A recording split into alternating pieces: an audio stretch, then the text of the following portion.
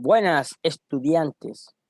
En la sesión de hoy vamos a analizar dos conceptos muy fundamentales en la química orgánica. El concepto de grupos funcionales y la categoría de isómero. Entonces, empecemos con grupos funcionales. Podemos decir que según las características de la química orgánica que hemos venido analizando en estas dos últimas semanas, hemos hablado lo que es un imperio del átomo de carbono. Que el carbono hizo ser diferente a todos los demás elementos de la tabla periódica y en la naturaleza. Y para eso creó el gran imperio a través de su configuración electrónica. Posteriormente logró crear tres grandes familias, las SP1, SP2 y SP3. Y de ahí surgen los grupos funcionales. Los más comunes que vamos a socializar en este curso de orgánica y que debemos que comprender para poder entender las realidades en su perfil profesional son las que aparecen en este orden. La primera denominada ácido carboncílico, la segunda denominada derivado de ácido carboncílico, la tercera denominada aminas, la cuarta denominadas compuestos nitrogenados, la quinta aldehído, la sexta cetonas, la séptima alcoholes. Aquí hay que hacer una aclaración inmediatamente. Los aldehídos y los alcoholes se diferencian invirtiendo el hidrógeno. La octava, conocidos como aromáticos, ahí encontramos también a los fenoles. La novena, las aminas. Entonces no hay que confundir las aminas con las amidas, que es el 3, amidas, 3, 9 aminas. Hay que diferenciarlo también. El 10, tenemos los éteres y los tioles, son grupos diferentes, pero por tener características parecidas la coloco ahí en esa categoría. El 11, tenemos a los alquenos, a los alcanos. El 13, a los alquinos. El 13, el grupo nitro, cuando entra en la estructura el nitrógeno derivado del ácido nítrico. El 4 son los haluros de alquilo. Y el 15 podemos decir que son sustituyentes que entrarían a la cadena. Entonces es importante identificar estos grupos funcionales y diferenciarlos por su característica y forma de configurarlo cada uno de ellos, tanto la fórmula general como la fórmula específica. Otra forma de representarlo sería acá como está. Muy común cuando ustedes revisan en la web o los libros encontrar esta tabla. ¿Por qué es importante esta tabla? Porque aquí te muestran sus nombres, su posible configuración o estructura general, cómo nombrarlo cuando es cadena principal y cómo nombrarlo cuando son sustituyentes en la estructura. Una vez que ya el estudiante trata de comprender los grupos funcionales, ya puede tener una idea un poco más genérica de los que serían los isómeros, porque de ellos se van a desprender los isómeros en algunas características. Para esto los invitamos a ver algunos videos tutoriales que les ayuda a comprender más a fondo sobre los isómeros, porque de acuerdo al grupo funcional y a las características físico-químicas, así van a ser dichos isómeros. También dependiendo del tipo de reacción química que se presente, así va a ser el producto de ese isómero. Entonces, por eso les invitamos a que revisen estos videos tutoriales que les presentamos a continuación. Entonces, hablemos un poco sobre los isómeros. Los isómeros pueden ser estructurales o pueden ser isómeros configuracionales. Y estos isómeros los podemos clasificar nosotros es aquellos que tienen la misma conectividad, que serían isómeros estereoisómeros. Y aquellos que no tienen la misma conectividad serían isómeros estructurales. Sin embargo, los estereoisómeros se caracterizan o se clasifican de dos formas. Los que tienen interconectividad por rotación de enlace, entonces serían isómeros conformacionales. Y los que no tienen interconectividad se le llaman isómeros configuracionales. Entonces vamos a ir detallando estos tres grandes grupos: los isómeros estructurales, los configuracionales y los conformacionales. Aquí tenemos a continuación entonces otra forma de representarlo. Los estructurales tienen muchas categorías según su origen o producto de reacción. Acá vamos a trabajar los más comunes, los de cadena, los de posición, los de función. Y los estereoisómeros, vamos a conocer un poco sobre los conformacionales. Esto se caracteriza por girar la molécula, enlaces libres, se le conocen como rotámeros. Y los configuracionales tienen también varias clasificaciones. Acá nos interesa los enantiómeros, los diestereoisómeros, los isómeros geométricos cis-trans, que también se le conocen como isómeros ópticos, y dependiendo de sus características, esos isómeros ópticos o enantiómeros se le puede denominar como destrogiro o levogiro, o pueden tener algunas otras características como la RS o la EZ. Entonces, continuaremos con el proceso. Analicemos inicialmente los isómeros estructurales. Los isómeros estructurales, la idea es que ustedes analicen estas cuatro categorías. Empecemos con isómeros de cadena. Observen la fórmula molecular de los compuestos de cadena, su fórmula condensada y la fórmula del compuesto. Y ahí van a observar que tienen algo en común. Y de eso en común es donde se va a derivar la categoría o el concepto de isómeros de cadena. Entonces, si comparamos los dos primeros, nos damos cuenta que tienen la misma secuencia de carbono, el mismo número de átomos de hidrógeno, su misma masa molecular, pero se diferencian es en la posición de la cadena. O sea, uno es lineal y el otro es ramificado. Así podemos comparar los otros tres pares de compuestos. Vemos que los diferencia solamente en la forma de la cadena, que uno es lineal y las otras dos son ramificadas, pero conservan sus características. Este tipo de isómero se le llama de cadena, porque generalmente o es de cadena lineal o ramificada. Si pasamos a la otra categoría, los isómeros de posición, aquí tenemos un ejemplo. Aquí lo que tiene que ver es con el grupo funcional cambia de posición en el isómero, como ocurre acá con el OH. Vemos que si contamos de izquierda a derecha, el grupo funcional pasaría de estar en el primer carbono al segundo carbono, para el mismo grupo funcional. Entonces se llama isómero de posición en este sentido. Otro grupo o tipo de isómero son los de función. En esto de función es que tiene la misma fórmula molecular, pero el grupo funcional es diferente. Por ejemplo, tenemos el C2H6O para ambos compuestos, etanol y dimetiléter. El etanol pertenece al grupo alcohol y dimetiléter a los éteres, pero tienen diferente estructura cuando abrimos la cadena o lo representamos. Eso se le llama isómero de función. Veamos entonces si se lograron comprender el fenómeno. Aquí hay algunos ejemplos. Acá ustedes van a mirar si estos isómeros son de posición, de cadena o de función. Y mandan al interno o a conversación de team sus respuestas. Y tenemos otro ejemplo. Miran la estructura de los compuestos y también hacen lo mismo.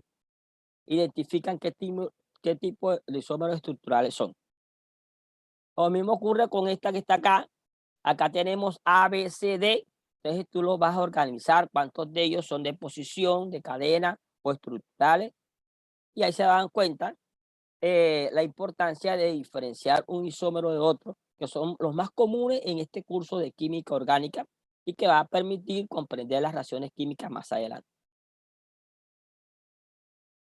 Bien, también es importante resaltar que en una serie carbonada, después de dos carbonos, no se logra diferenciar si hay varios isómeros. Pero cuando ya tenemos 4, 5, 6 en adelante carbono en la estructura, ya se logra diferenciar cuántos isómeros puede tener un compuesto. Por ejemplo, para 4 carbonos, cambiando la configuración de la estructura, tiene 2 isómeros, para 5 tiene 3, para 7 tiene 9 isómeros, pero miren que entre más carbonos tenga, mayor isómero va a presentar. Por ejemplo, una estructura que tenga 20 carbonos va a tener aproximadamente 366.319 isómeros. Entonces, eso es lo que hace la variedad de los compuestos orgánicos. No solamente porque se crearon las tres grandes familias, la SP1, la SP2 y la SP3, sino que esas tres grandes familias crearon lo que llamamos nosotros estructuras lineales y ramificadas. Y además que esas estructuras lineales y ramificadas pueden configurarse de diferente manera y pueden generar una gran variedad de compuestos.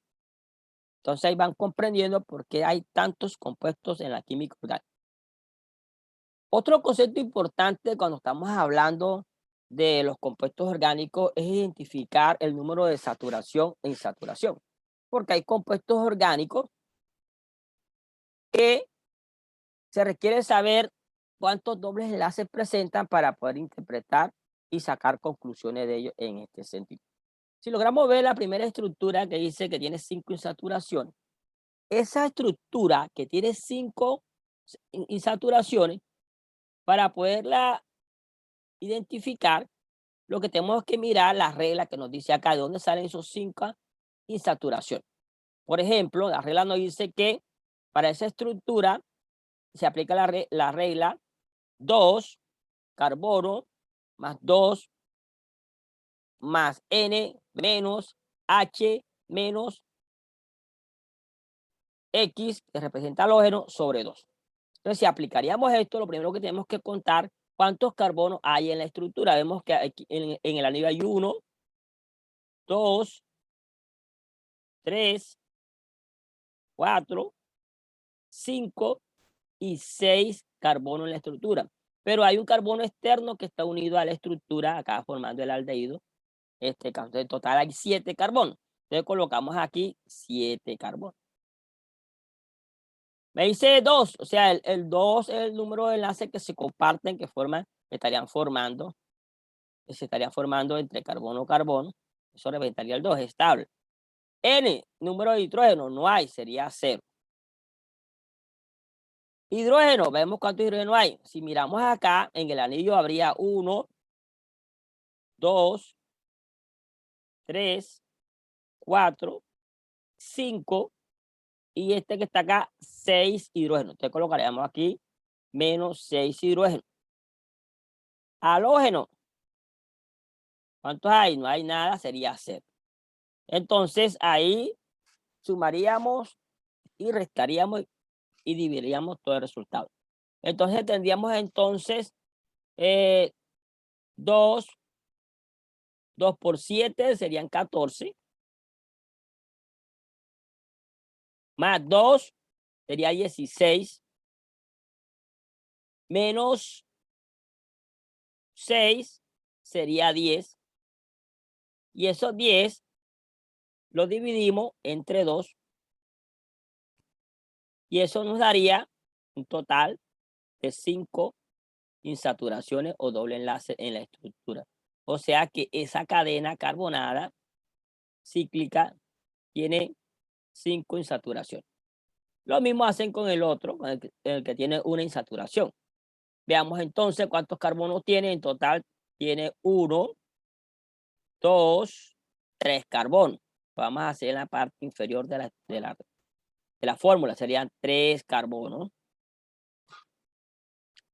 ¿Cuántos nitrógenos tiene? Dice, Dice que tiene un nitrógeno. Tiene un nitrógeno, lo colocamos un nitrógeno.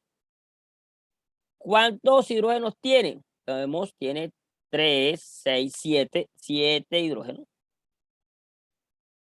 Halógeno no tiene, sería 0. Entonces multiplicaríamos esto por 2 y nos daría 6. 6 más 2, 8, más 1, 9. Y 9 menos 7 sería 2.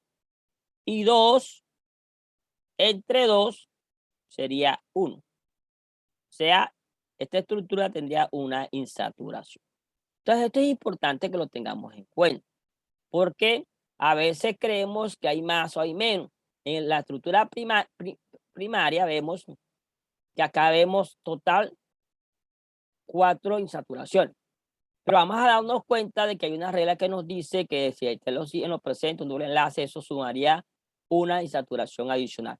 Por eso aquí aparecen 4 en la estructura, pero cuando realizamos la operación matemática lo es así. Pero es teniendo en cuenta el principio que aparece acá. Es muy importante esa parte de ahí. Continuamos.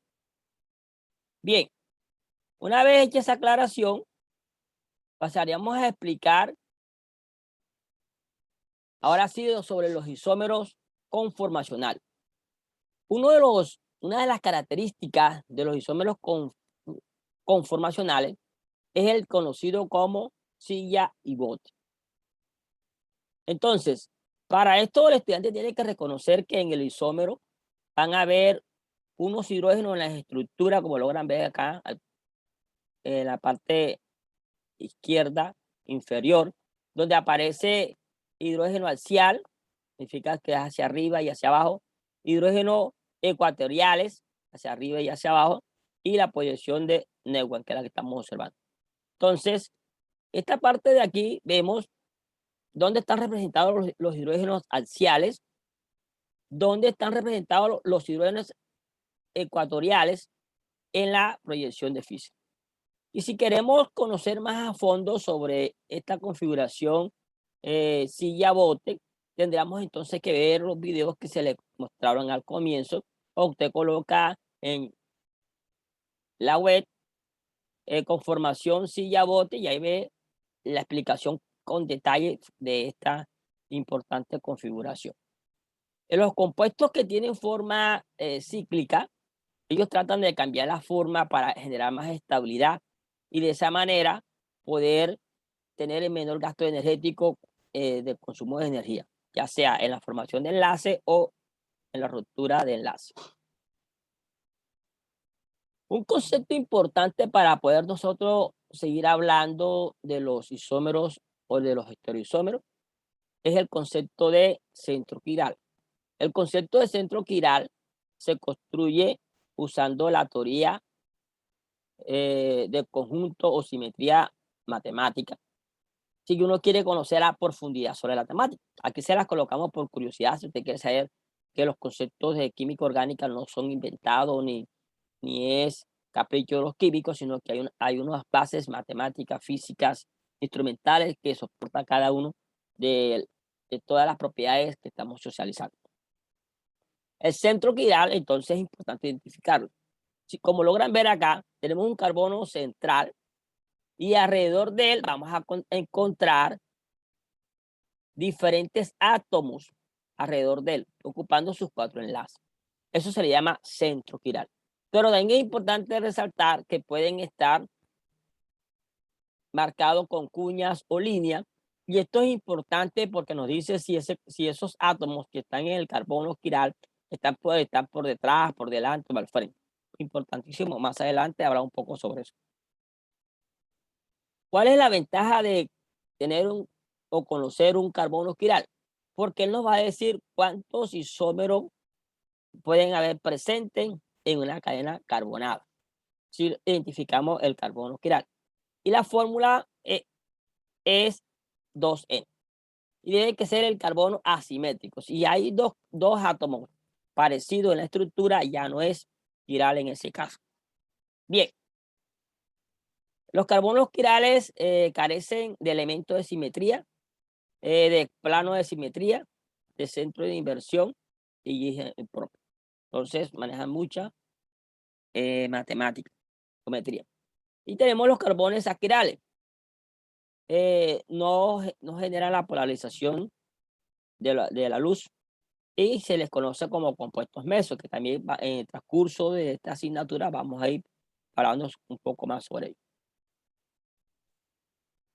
Es importante que cuando el estudiante esté analizando estructuras químicas, aprenda a reconocer dónde están la simetría o la quiralidad de los compuestos. Por ejemplo, acá tenemos la molécula A y B. Entonces vemos que A y B tienen algo en común, ¿sí? Pero es algo en común que tienen, algo que lo diferencia. Si vemos A, tiene un CH3 a la derecha y un CH3 a la izquierda. También B lo tiene, un CH3 a la izquierda y un CH3 a la derecha. Esto es semejante a cuando ustedes colocan la mano derecha en el espejo y se les proyecta la mano izquierda en este sentido, como estamos logrando visualizar acá. ¿Ok? Entonces el compuesto A es la imagen especular del compuesto B.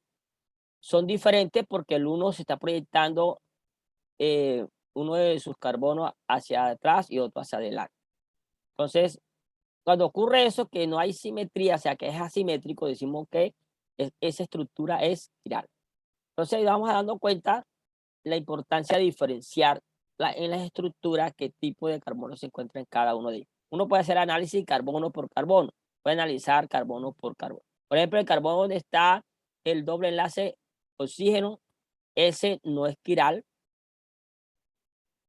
Y los otros dos que le sigue tampoco es quiral porque tiene átomos de hidrógeno que ya lo hacen iguales. Entonces ya esos son aquiral. En este sentido. Muy importantísimo esta información. Ahora conversemos un poco sobre los enantiómeros. Una característica de ello es los isómeros ópticos. Y muchos de estos compuestos hoy en día se usan en el comercio para sacarle ventaja y comercializar o hacer atractivos algunos productos. Pero desde el punto de vista funcional, químico, no le está aportando nada a la salud o a la nutrición de las personas. Sobre todo ustedes que son ingenieros y la mayoría de ustedes están en el campo de la producción de alimentos o el control de ellos, es importante que manejen este tema o lo comprendan bien los enantiómeros. Característica de estos compuestos es que algunos de ellos pueden desviar la luz a la izquierda o a la derecha cuando se expone a la luz. Y esto permite medir ciertas propiedades en estos compuestos. Aquí tenemos un ejemplo de enantiómero. En este ejemplo de enantiómero encontramos un compuesto muy común que se llama la hierbabuena y otro que es el comino. Tienen la misma fórmula, pero diferente ubicación espacial. Es lo que lo diferencia, la ubicación espacial de uno de los átomos que están unidos al anillo. Ya eso lo hace diferente, olor diferente, sabor diferente, pero tienen algunas propiedades incomunes, como el punto de fusión, el punto de ebullición y la densidad. ¿Qué lo diferencia? Que el plano de la luz, la molécula va a desviar el plano uno hacia la izquierda y otro hacia la derecha. Entonces, y así hay muchos compuestos en la vida real. Bien, en este tipo de sustancia, para determinar hacia dónde se está desviando el plano de la luz polarizada, se usa la nomenclatura de L. Y esa nomenclatura de L nos habla sobre lo que es destrogiro y levogiro, dependiendo si es hacia la derecha o a la izquierda que se está desviando el plano de la luz, y lo hace en sentido contrario o en el mismo sentido de la manecilla de reloj. Generalmente esto ocurre en los grupos funcionales que son aquirales. El resto del grupo no se tiene en cuenta. Aquí tenemos un ejemplo de algunos compuestos que son quirales, por ejemplo, los aminoácidos. Eh, es- Ellos tienen la característica de, si desvían el plano de la luz, que sean quirales, y se representa mucho con la proyección de Fischer. Esta característica también es importantísima en los compuestos orgánicos porque permite eh, diferenciar un compuesto de otro fácilmente con técnicas sencillas, si no quiero profundizar sobre ello en este caso. Una de las características de la proyección de Fischer es muy importante para ellos en los compuestos, en los carbohidratos, y son cómo identificar ciertas características del compuesto según Fischer. Si presenta líneas horizontales, se dice que ese grupo funcional se acerca hacia nosotros. Y si tiene líneas verticales, decimos que ese grupo funcional se aleja de nosotros. Entonces, ya se nos permite identificar si está por delante o por detrás. Y dónde se puede dar un ataque químico cuando uno lo pone a reaccionar en este caso. Aquí encontramos otra nomenclatura importantísima, que es la RS, que estamos mencionando. Esta nomenclatura RS es más bien teórica. La DL es más bien experimental. Esta se saca usando algunas características de la tabla periódica como el número atómico. Ese número atómico se ordena del que tiene mayor valor al que tiene menor valor, y el último no se tiene en cuenta para hacer la rotación. Se, se trata como si estuviera siempre hacia atrás, en ese caso. Entonces se gira dependiendo a la intensidad del número atómico, a la izquierda o a la derecha, en este caso. Veamos entonces el siguiente ejemplo. Aquí en el siguiente ejemplo tenemos varios átomos alrededor de carbono. Tenemos el bromo, tenemos el flúor y tenemos el cloro. Entonces, si uno mira el número atómico de cada uno de ellos, de acuerdo a su número atómico, entonces uno se lo coloca, le coloca el valor del número atómico a cada elemento. Ustedes eso lo realizan, lo colocan el valor. Y el que tenga el valor más alto, de ahí usted va a hacer el giro. Vamos a suponer acá que el valor más alto lo tiene el bromo.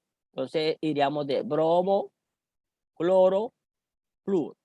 Entonces significaría que este compuesto giraría en el sentido contrario de las manecillas de reloj. Pero ahora sí, hacemos el inverso. Vemos que el valor más alto lo tiene el bromo, ¿sí? Pero está invertida la configuración. Después le sigue el cloro y después el flúor.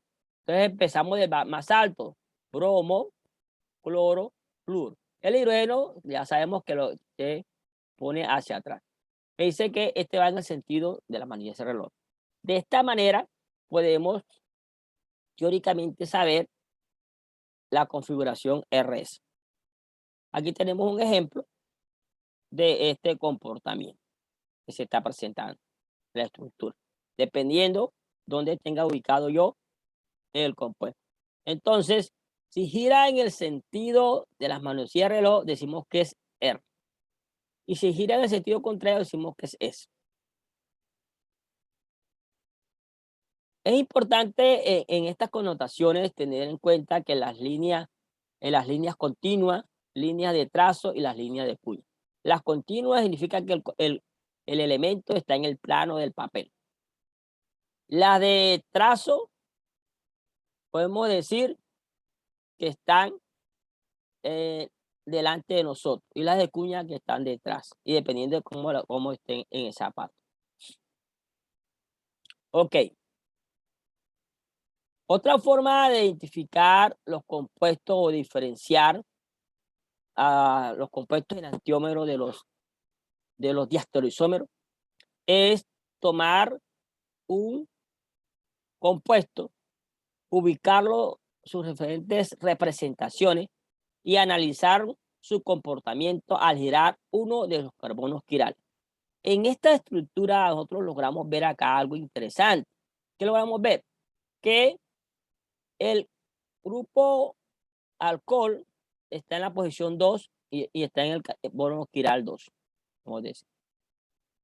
Y el grupo halógeno de alquilo está en la posición 3 del carbono 3. Si nosotros giramos ambos grupos y nos vamos a la derecha, nos damos cuenta que cambian los dos la posición. Al girar la molécula, si hago un giro y hago un giro, entonces ambos cambian. Si ambos cambian de posición, podemos decir que estamos hablando de un enantiómero. Y ahora, si nosotros nos ubicamos nuevamente en la parte izquierda superior y miramos abajo, le dice esto es la parte izquierda inferior, pero giramos ahora solamente uno. Por ejemplo, vamos a cambiar la configuración acá, a cambiar color. Vamos a cambiar el color al grupo alcohol, ese lo vamos a girar, el otro no lo vamos a girar, lo vamos a dar tal cual como está. Giramos uno solo eso, o sea que giramos ese carbono y encontramos que cambia la posición ahí en la estructura al girar. Eso me genera otra configuración, me pasó de RS a RS.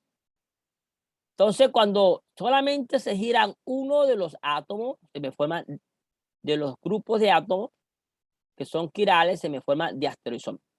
Ahora este que está acá, vamos a girar el grupo completo de átomos quirales, o sea, vamos a girar el OH y el grupo halógeno de alquilo, o sea, el bromo. Al girarlo vemos que cambia la posición el bromo y el OH cambia la posición. Ambos simultáneamente. Se nos forma enantiómero. Entonces, si analizamos el resto de compuestos, vemos que si gira uno de ellos, es diastereoisómero. Por ejemplo, analizamos el compuesto que está a la derecha, parte superior,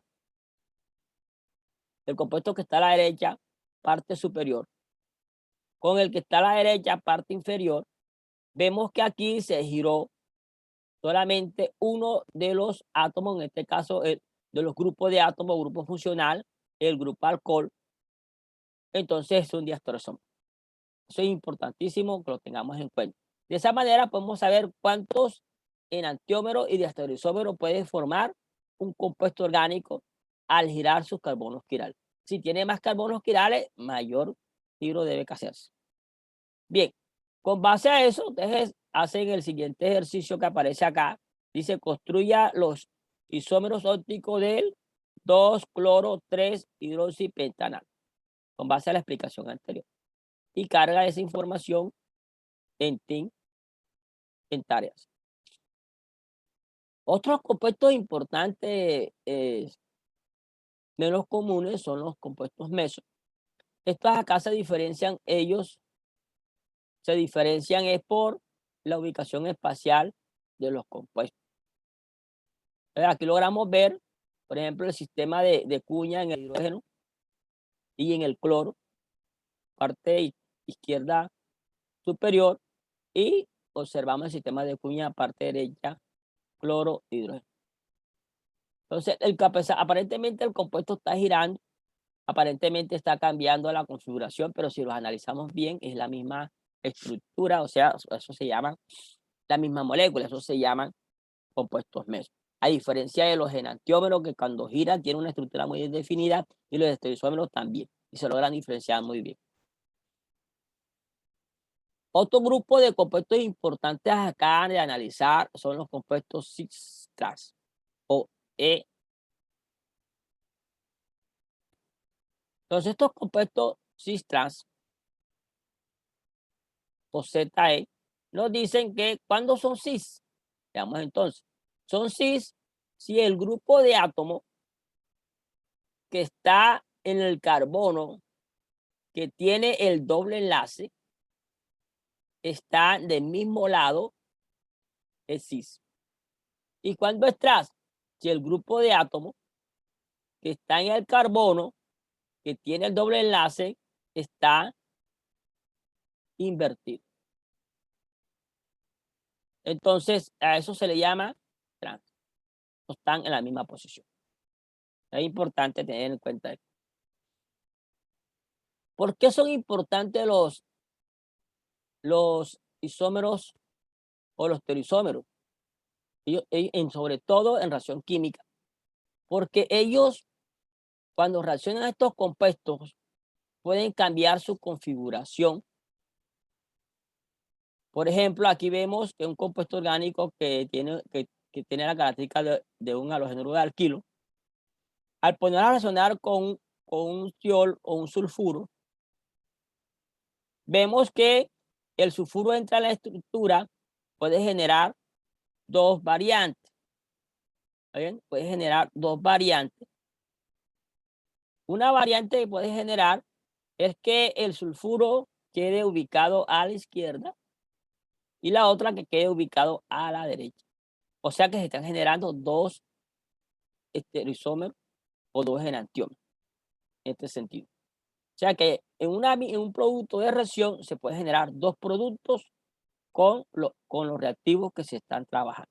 Y esto es característico en algunos compuestos. Y cuando esto ocurre, se le llama mezcla racémica. Por eso en la naturaleza, de forma natural, siempre vas a tener generalmente mezcla de productos. Por ejemplo, el azúcar común, que la produce la naturaleza, y vas a tener los dos tipos de enantiómero de ellos. Y así muchos compuestos en la naturaleza. Pero uno de ellos es activo para el organismo y otro es inactivo. Siempre el organismo va a reconocer uno de los dos. Generalmente reconoce el D, el L no lo reconoce.